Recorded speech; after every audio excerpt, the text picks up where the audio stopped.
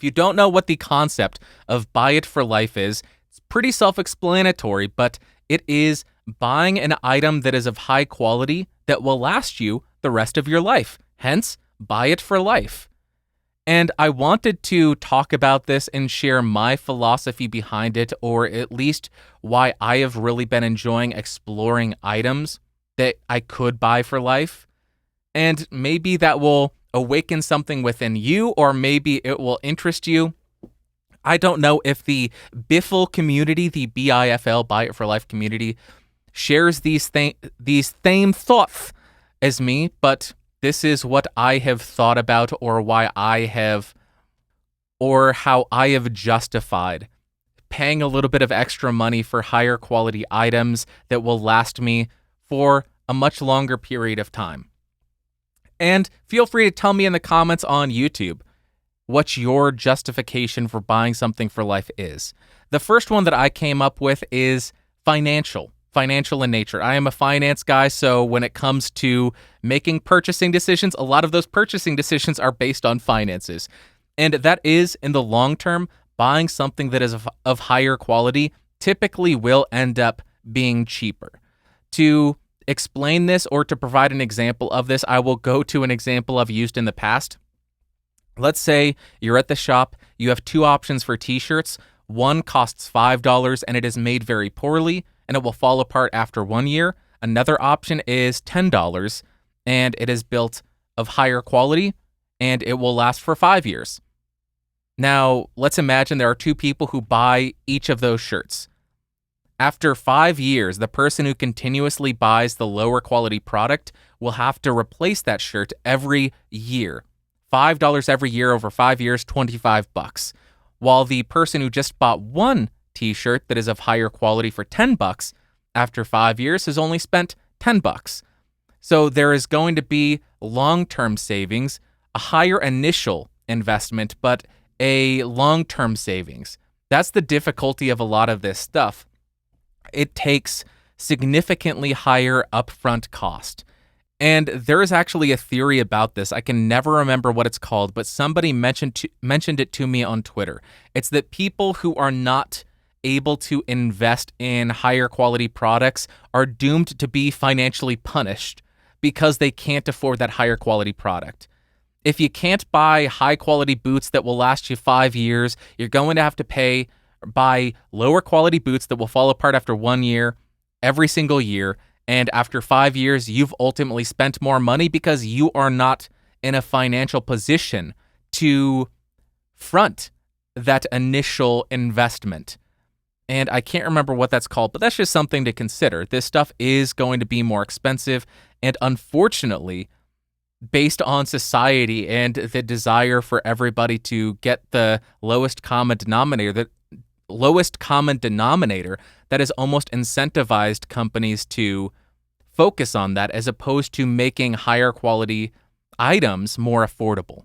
The second reason why I have really enjoyed going down this road is the environmental impact of buying stuff that will last forever. To use a similar example, let's say you need a flashlight. If you buy a high quality flashlight, you'll use it for 50 years.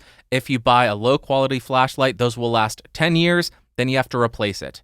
After those 50 years, you have now thrown away 5 flashlights. But not only that, you need to take into account the manufacturing cost, you need to take into account the shipping cost, and the packaging that goes into selling a flashlight. So now you have contributed a bunch of unnecessary waste, which is harmful to the environment. You've also contributed additional pollution due to the manufacturing of 5 items as opposed to 4, or as opposed to 1 rather. You're buying 1 as opposed to 5. So that is another thing to consider. If you are concerned about the environment, sometimes investing in a higher quality item will be more beneficial, will decrease your carbon footprint if you want to put it in those terms. So buying a higher quality pen that is made of metal that I can replace the ink cartridge in will be significantly better for the environment than buying a $5 50 pack of Bic disposable pens that I will throw away after a year, after I use all of them. That's 50 pieces of of waste that are now filling a landfill, as opposed to one item that will not go into a landfill. So if you're concerned about the environment, the biffle, the buy it for life mentality may be a good option for you. Third, this is the corniest and stupidest idea that I came up with, but it's almost counterculture now to buy stuff that lasts long, to buy stuff for life. And I know that sounds stupid, but it's mainly in the fashion sense. It makes you inherently uncool, unhip, unfashionable to buy stuff that lasts for life, because fashion, when I think of quick consumerism, I think of fast fashion. You buy an outfit for extremely cheap from H&M or Forever 21 or Target that is hip for 1 year. You put it in your closet for 2 to 3 years, and then you donate it or throw it away. And then you do that every single year. That seems expensive, it seems wasteful, and it seems kind of stupid.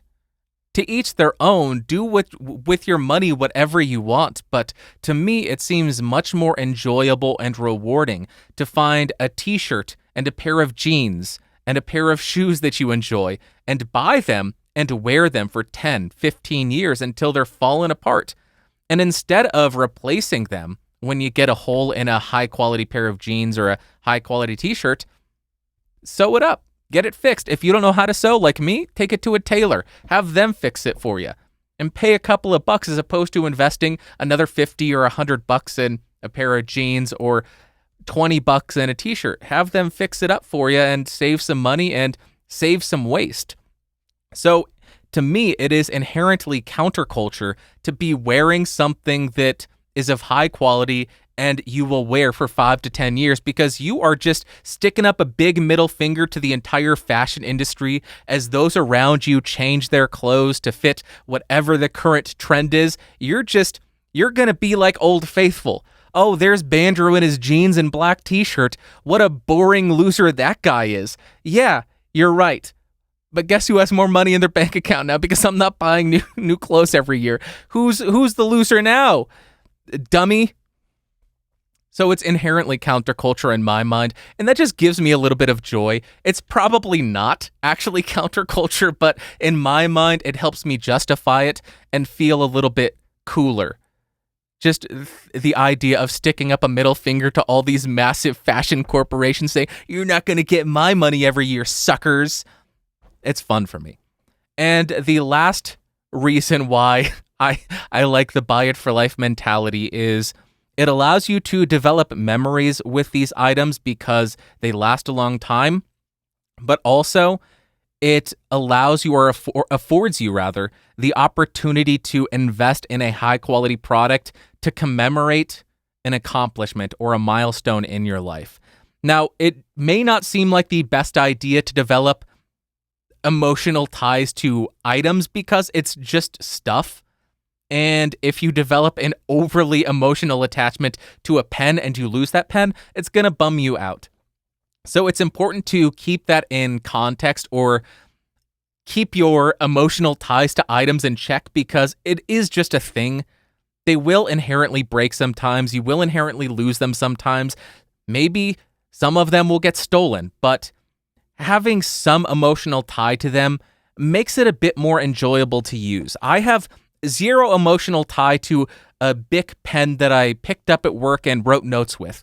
But the pen that I use now, it's a Fisher Space Pen. It's a little bit more expensive, or a lot more expensive than a Bic pen, but it has an engraving on there from Fisher Space Pen to commemorate an accomplishment, a milestone in my life. Now when I'm taking notes at work, I can look down and think about, oh, look at that accomplishment of actually doing something that I enjoy in my free time and accomplishing something that I'm truly proud of. It's these little moments that allow you to enjoy life a little bit more. Now, would it be a bummer if I lost it? Sure. But would I be heartbroken? Would I just cry in a corner? No. Because it's excuse the expression, it's a pen. It's a pen. It's a thing. It's an effing watch. Who cares if it actually gets lost or stolen or anything? But having the ability to look down and remember or think of something else really seems valuable to me.